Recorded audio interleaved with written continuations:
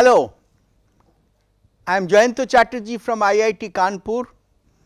We are continuing to discuss B2B marketing with technology focus. In the previous session, when we discussed about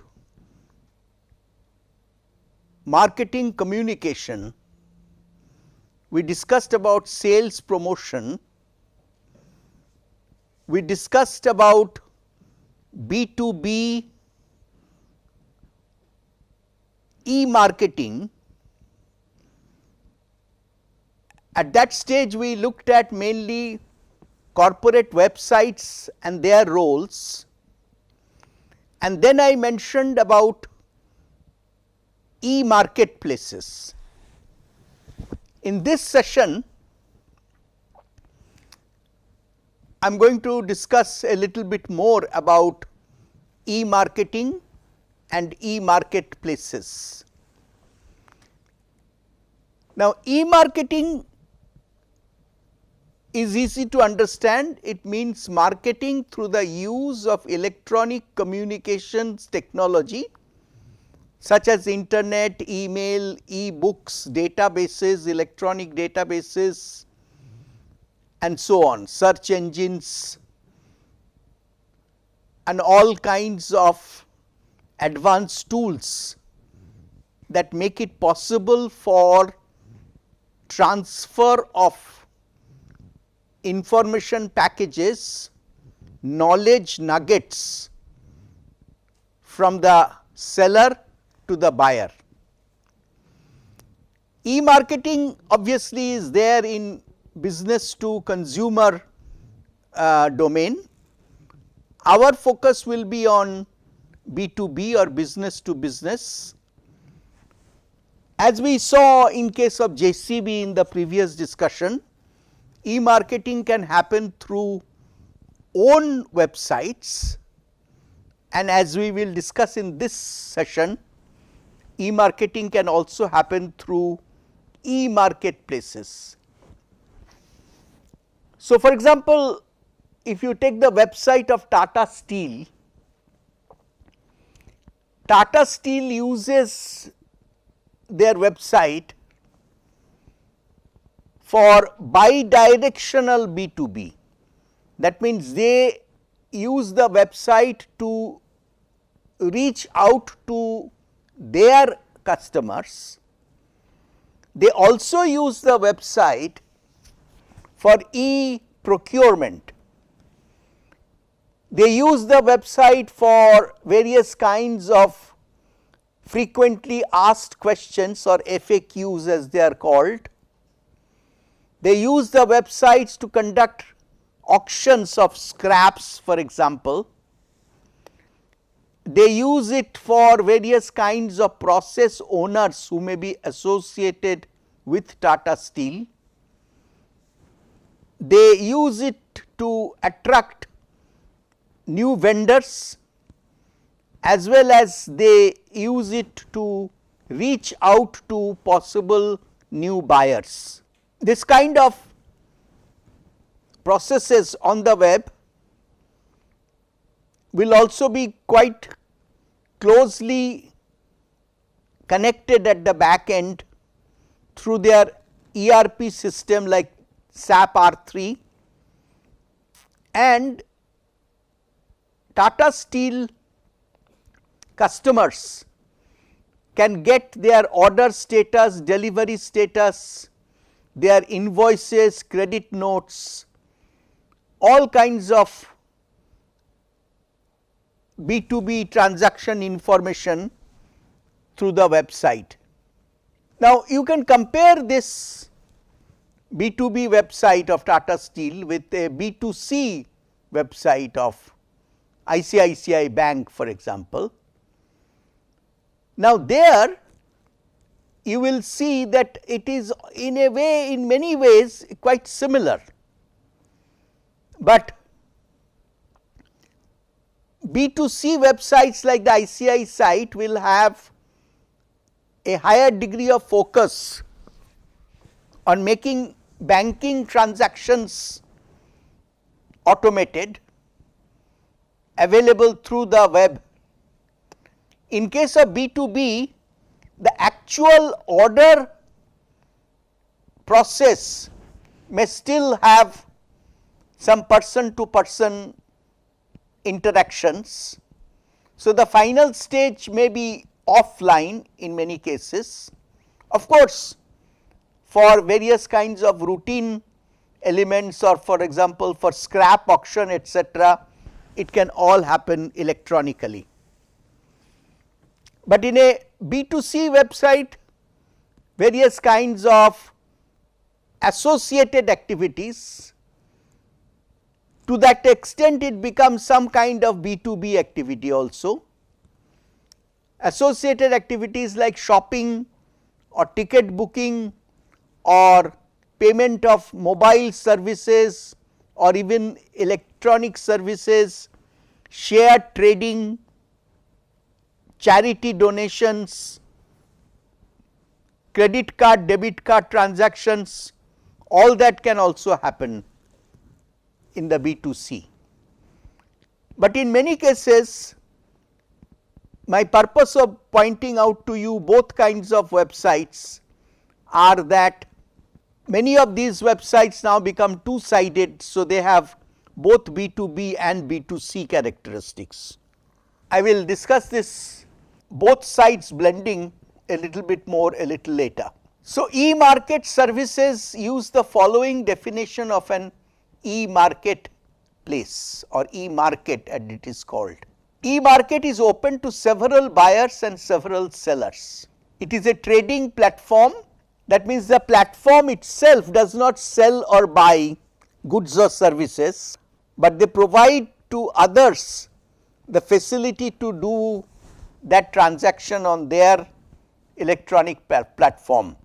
So, an e-marketplace will have at least one trading function by way of auction, reverse auction, catalog sale, RFQ, RFP, tendering system, integration, all that. These later ones are related to B2B, but if you think of Amazon for example or Flipkart, those are e-marketplaces. As such, we are more familiar with the role of Amazon as a B2C marketplace.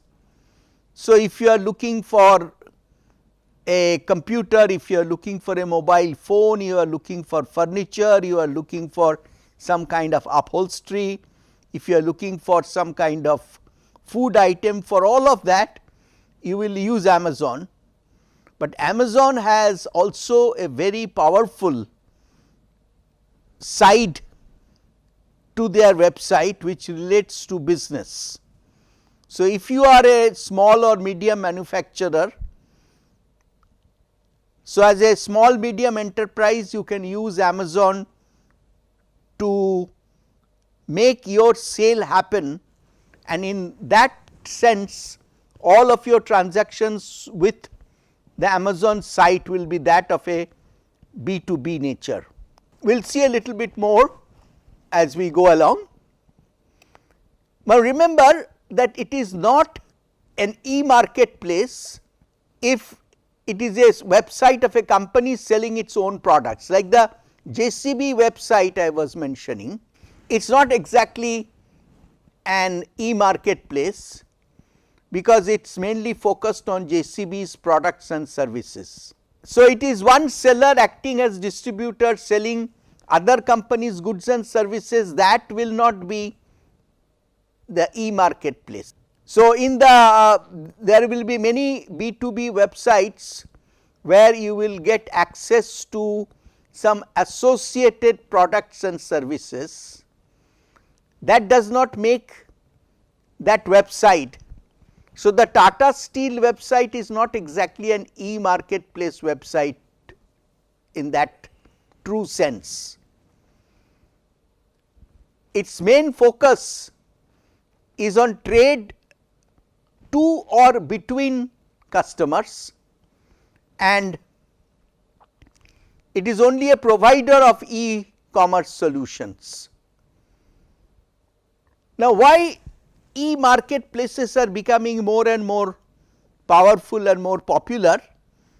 Because it provides a good efficient way for buyers to find new suppliers.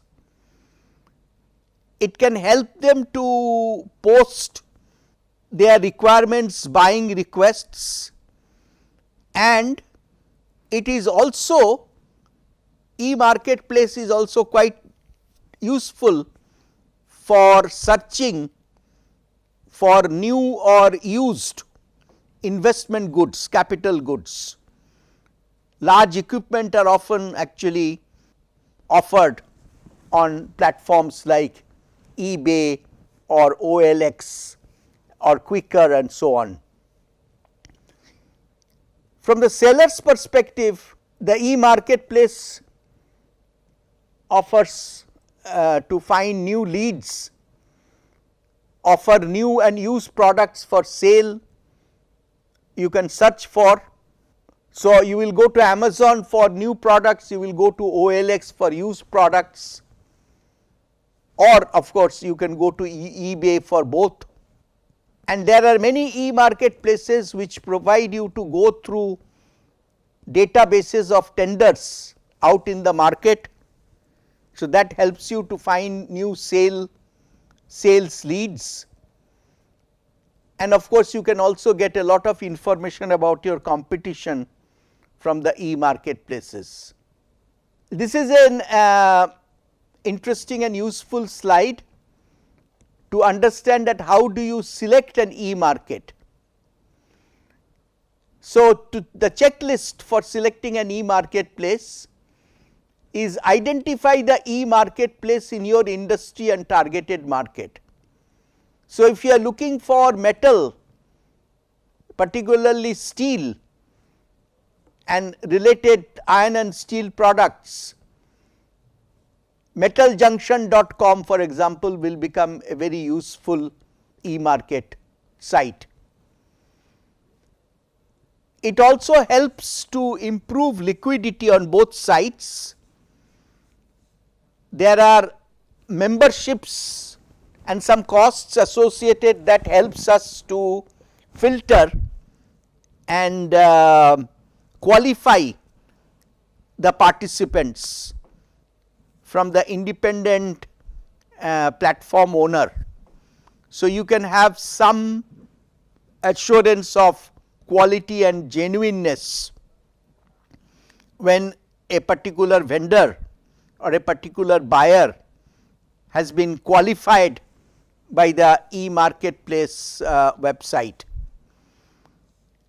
So, some of these websites which I have mentioned here, you can explore and get the various functions that are increasingly available more and more on these websites.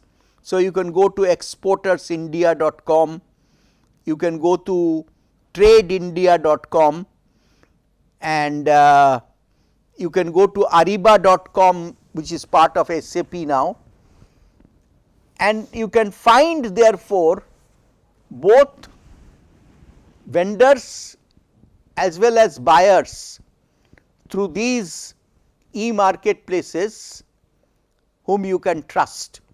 So, this B2C versus B2B e-marketplace comparison is that in B2C caters to end customers, and the B2B website will be mainly catering to a bidirectional transaction. So, it will be useful for both vendors and customers. So, the B2B marketplaces are interesting for both categories of players, whereas Amazon will be mainly catering to customers. The stress in B2C is on consumer product commodity sales. In B2B, after sales service is actually a vital part, it does not end with the first transaction, but it is actually a continuing activity platform in a B2B complex sale.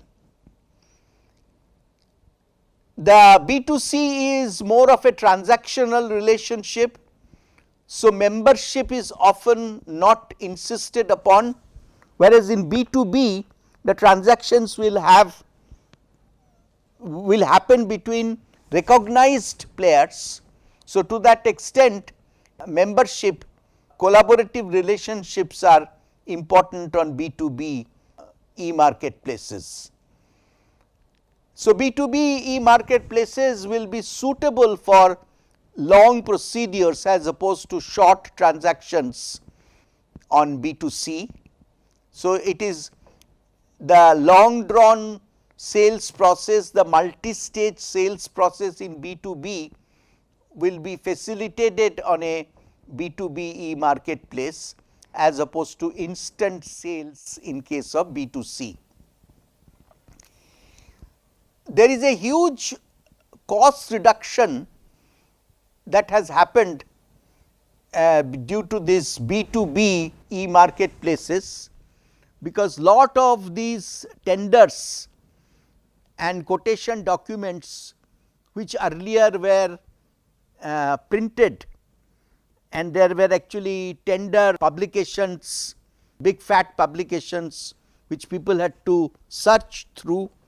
Today in the electronic world, that whole searching for your tenders of your interest will be much easier because of the intelligence that are embedded there. And also the B2B marketplaces are excellent for latest technical specification and information sharing. So, the market integration for both tenders as well as quotations, for both RFP, RFQs and proposals, for reverse auctions, for auctions, for all of that, the B2B websites are becoming more and more powerful and useful.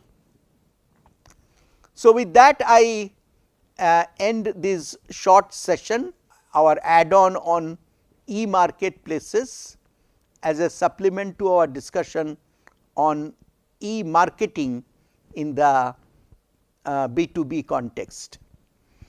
I will go forward and have a detailed discussion on various aspects of B2B e-commerce in the coming sessions. Thank you.